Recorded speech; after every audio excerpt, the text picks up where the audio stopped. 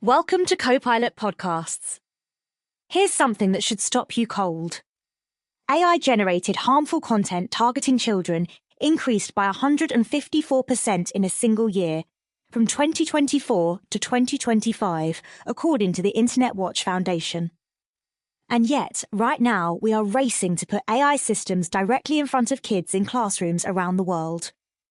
Today, we're digging into LEAF Corp's mission to build global educational infrastructure from the ground up, what secure AI-guided learning actually looks like in practice, and what it genuinely takes to make digital education safe for every child.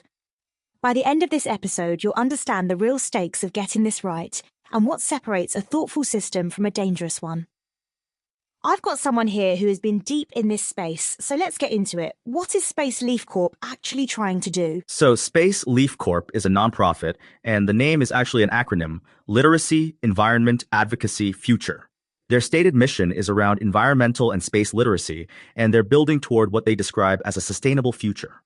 The ground-up framing is key here. This isn't about plugging AI into existing broken systems. It's about rethinking the infrastructure itself. Okay, so when you say ground-up infrastructure, what does that actually mean in the context of education? Like, are we talking about physical buildings, internet access, software, all of it? All of it, really. And the connectivity piece is foundational. SETA, the State Educational Technology Directors Association, published their Universal Connectivity Imperative Report in 2025, and it lays out exactly why this matters. They describe a persistent digital access divide in K-12 education and call for equitable, universal access to internet connectivity as the baseline before anything else can work. So you can't even get to the AI-guided learning conversation if kids don't have reliable internet in the first place. Exactly. And SETA has been pushing on this since 2012 with their broadband imperative reports. 3 reports over 7 years calling for national per-student bandwidth targets, federal funding, a shared vision. The infrastructure conversation is not new, but the urgency around it is intensifying now that AI is in the mix. Right, because now the stakes of not having access are even higher. If AI becomes the primary learning tool and you don't have connectivity, you're not just behind, you're locked out entirely. That's the core tension. And it's why organizations like LEAF Corp framing this as a ground-up build matters so much. You can't retrofit equity. Let's talk about what AI-guided learning actually looks like for kids, especially younger kids. Because I think a lot of people picture like a chatbot answering homework questions, but it sounds like it's way more layered than that. Way more layered. Researchers at Sapienza University of Rome published a paper in late 2025 in the journal Societies, specifically on AI in early childhood education.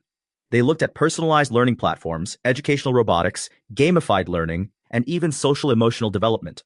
The finding is that AI-powered personalized learning enhances engagement and adaptability, and robotics and gamification specifically foster problem-solving and collaboration in young kids. That's actually kind of beautiful. Like, a kid who struggles in a traditional classroom might thrive when the system adapts to how they learn. And the Sapienza research specifically highlights that AI tools can support children with disabilities, promoting inclusivity and accessibility. That's a huge deal. But, and this is the part that gets glossed over, the same paper flags serious ethical concerns around privacy, bias, and teacher preparedness. So the promise is real, but so are the risks. Very real. And the Sapienza researchers are explicit that the long-term effects of AI on children's social skills and emotional intelligence still require further investigation. We don't fully know what we're doing to kids developmentally when we immerse them in AI-driven environments from a young age. That's a little unsettling, honestly. We're running a massive experiment on children in real time. And the evidence base reflects that. Stanford's Scale Center published a 2026 review of AI in K-12 education. They looked at the AI Hub for Education Research repository, which as of October 2025 contained over 800 academic papers relevant to AI in K-12 settings. Out of those 800 plus papers, only 20 produced what they call strong causal evidence. Wait, 20 out of 800? 20. And the Stanford review notes they did not identify any high-quality causal studies in K-12 settings in the US for students. Most of the research focuses on people over 18, is conducted internationally, or is studied in constrained conditions like a single 20-minute experiment. So we are deploying AI in classrooms at scale while operating almost entirely on assumption, not proof. That's a wild thing to sit with. It is. And yet the Stanford review does find some consistent patterns in that small evidence base. AI tools significantly improve student performance on math practice, programming projects, and writing tasks, while students have active access to the technology. The key word there is while. Meaning when you take the AI away, the gains don't necessarily stick. Exactly. The Stanford review calls it a short-term boost with uncertain transfer. When students are assessed independently without AI support, the effects are mixed. And there's this really pointed finding: easier doesn't mean better. AI tools can alleviate cognitive burden and foster positive experiences, but that can come at the expense of deeper thinking. So the tool does the heavy lifting and the kid doesn't build the muscle. That's a good way to put it. Which is why the Stanford Review's most actionable finding is about pedagogical design. Tools designed with what they call pedagogical guardrails, like AI tutoring chatbots that provide step-by-step reasoning instead of just giving direct answers, show more promise than general-purpose AI tools. So it's not just about having AI, it's about how the AI is designed to interact with the learner. Precisely. And that design philosophy is exactly what separates a thoughtful educational AI system from a dangerous one. Which brings us to the safety conversation, because that's where things get really serious. Yeah, let's go there, because I mentioned that 154% figure at the top of the episode, and I want to make sure people understand what that actually means. So PwC published their Trust and Safety Outlook 2026 just this month, July 2026, and it's a comprehensive look at child safety in the age of AI. The Internet Watch Foundation in the UK tracked AI-generated child sexual abuse material, and it increased 154% from 2024 to 2025. That's not a rounding error. That's a crisis-level escalation. And this is happening at the same time we're putting AI systems in front of kids for learning. The timing couldn't be more fraught. The PwC report frames it really clearly. AI is reshaping how child safety harms emerge, scale, and affect young users. And the threats aren't just external. They're talking about emotional dependency on AI chatbots as a new risk vector. Kids forming attachments to AI companions in ways that could affect their social development. Which loops right back to what the Sapienza researchers were flagging about long-term effects on social skills and emotional intelligence. It does. And the PwC data on screen time is striking context here. The average 7 to 14-year-old spends 3.6 hours per day on recreational screen time. And 97% of kids in that age range report making independent purchasing decisions at least some of the time. These are not passive consumers. They're active participants in digital ecosystems that weren't designed with their safety as the priority. 3.6 hours a day of recreational screen time, and that's before you add educational screen time on top of it. That's a significant portion of a kid's waking hours. Right. And PwC's research found that the areas most often ranked in respondents' top 3 priorities for more company investment are controls over who can contact minors, that was 44%, content moderation for harmful and inappropriate content at 38%, and age assurance and verification also at 38%. Parents and policymakers are demanding this. Platforms are just slow to deliver.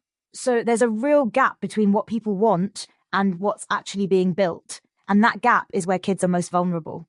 That's the gap LEAF Corp and organizations like it are trying to close. The PwC report actually makes the case that child safety can become a source of durable trust, not just a compliance obligation. That's a reframe that matters. Safety isn't a cost center, it's a feature. I love that framing. Safety as a feature, not a checkbox. So what does that look like in practice when you're building an AI-guided learning system? Michelle Connolly, an expert in educational technology, lays this out really well. She describes AI online safety education as combining AI tools with digital citizenship training. So you're not just protecting kids from the outside, you're teaching them to protect themselves. The technology adapts, younger students get simple safety messages, older learners explore complex digital ethics topics. So the system grows with the child. That's actually a really elegant design principle. And the core safety principles she outlines are transparency, clear AI usage policies so kids understand the tools they're using, privacy protection through data encryption and limited collection, human oversight with teachers monitoring AI interactions, and age-appropriate content filtering by developmental stage. These aren't radical ideas, they're just rarely all implemented together. That's the thing, right? Each of those principles exists somewhere. The challenge is building a system where they all work together from day one. Which is exactly the ground-up argument.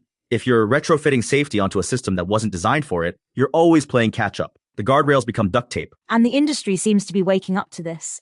The 2026 predictions from the EA Journal, they surveyed education technology leaders, and the consensus is that AI is moving from experimentation to essential district infrastructure. But with that comes a much stronger emphasis on human oversight, privacy, governance, and educator training. Yeah, and Bethlem Forsa, the CEO of Savvas Learning Company, put it really well in that piece. She said the future of personalization will come from AI companions grounded in strong instructional design, enhancing teaching, not replacing it. That's the distinction that matters. AI as a tool in a teacher's hands, not a replacement for the teacher. Because the Stanford review also found that teachers benefit from AI too, improved efficiency in lesson preparation, And AI tools that provide automated feedback to human tutors can actually improve instructional quality. And that finding is particularly interesting. The Stanford review notes that AI pedagogical support can be especially effective for less experienced and lower-rated tutors. So AI could actually help level up the quality of teaching in under-resourced schools. That's an equity argument, not just an efficiency argument. Okay, that's a really important point, because we've been talking about AI as a risk to equity, the digital divide, kids without connectivity being locked out, but there's also a version of this where AI done right actually closes equity gaps. The Stanford review says exactly that. AI tools could reduce achievement gaps if pedagogically sound AI tools provide high-quality individualized support to students, and if AI tools are effectively used to support less experienced instructors. Two big ifs, but the potential is real. So the same technology that could widen the gap could also close it, depending entirely on how it's designed and deployed. That's the whole ballgame. And the OECD Digital Education Outlook 2026 frames this at a systems level.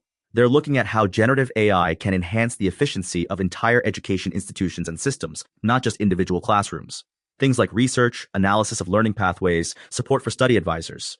The scope is enormous. It's almost like, and this is a bit of a tangent, but bear with me, it's almost like the satellite connectivity analogy. LEAF Space, the satellite company, talks about how most low Earth orbit satellites only connect to the ground about 10% of the time. The rest of the time, they're just floating, disconnected. And that's kind of what fragmented, unconnected education looks like. Kids floating without a reliable link to quality learning. That's actually a really apt parallel. And Leaf Space's solution, their TreeNet system, works by linking satellites and ground infrastructure into a federated mesh network, so there's always-on connectivity. The education equivalent of that is exactly what SETI is calling for, not just occasional access, but continuous, reliable, universal connectivity as the foundation. Always-on learning infrastructure. I like that. And it highlights why the ground-up approach matters so much. You can't have always-on learning if the infrastructure is patchy. Every gap in connectivity is a gap in opportunity.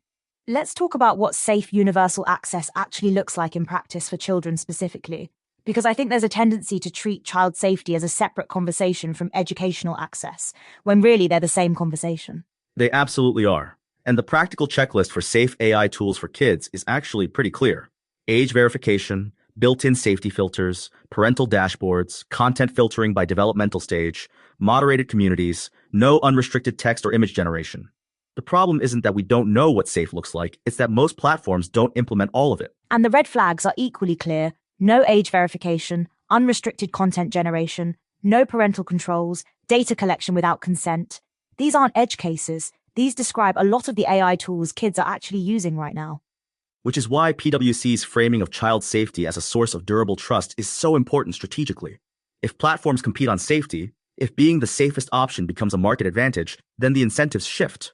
Right now, the incentives are mostly around engagement, which is often in direct tension with safety. Engagement versus safety. That tension is at the heart of so much of what's broken about the current internet for kids. And it's why building educational AI from scratch, with safety as a design principle rather than an afterthought, is such a different proposition than trying to make existing consumer AI tools safe for kids. The Sapienza researchers put it well. The need is for interdisciplinary collaboration to develop AI-driven educational strategies that prioritize developmental appropriateness, equity, and ethical considerations. Developmental appropriateness is a phrase I want to sit on for a second, because it's not just about filtering out bad content, it's about designing the entire learning experience around where a child actually is developmentally. Exactly. The Sapienza paper draws on Vygotsky's sociocultural theory and the 5 Big Ideas framework to think about how AI should interact with young learners. It's not just content moderation, it's about whether the AI interaction itself is appropriate for a child's cognitive and emotional stage. That's a much harder design problem. And one that requires educators, child psychologists, technologists, and policymakers all in the same room, which is, I think, the interdisciplinary collaboration the Sapienza researchers are calling for. And which is also, frankly, rare. Most edtech is built by technologists who then consult educators. The Sapienza researchers are arguing that needs to be flipped. Start with developmental science and build the technology around it. That's a genuinely different way of thinking about product development. Child development first, technology second. And it connects to what the OECD is doing with their Digital Education Outlook 2026. They're providing governance frameworks for AI in education, not just showcasing tools. The governance piece is what makes the difference between a promising pilot and a safe, scalable system. So when you step back from everything we've covered today, the infrastructure gap, the evidence gap, the safety crisis, the equity potential, what does this all really come down to? It comes down to a choice that's being made right now, whether we're conscious of it or not.